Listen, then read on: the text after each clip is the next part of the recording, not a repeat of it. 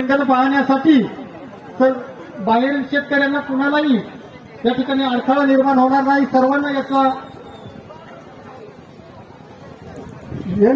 आनंद घेता येईल याची सर्वांनी नोंद घ्या. सर्व स्वयंसेवकांनी रिंगणाच्या भोवती असणाऱ्या सर्व प्रेक्षकांना कृपया खाली बसून देण्याची कृपा करावी.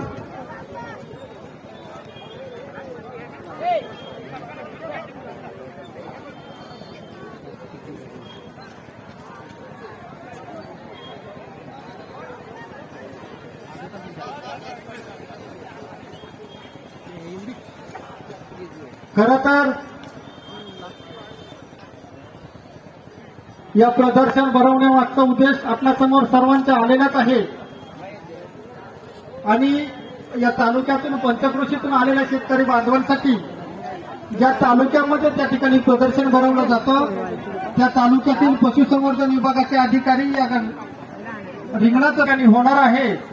त्यामुळे परीक्षण झाल्यानंतर परीक्षकांचा निर्णय हा अंतिम राहील याची सर्व शेतकरी या ठिकाणी क्रमांक दिला जाईल.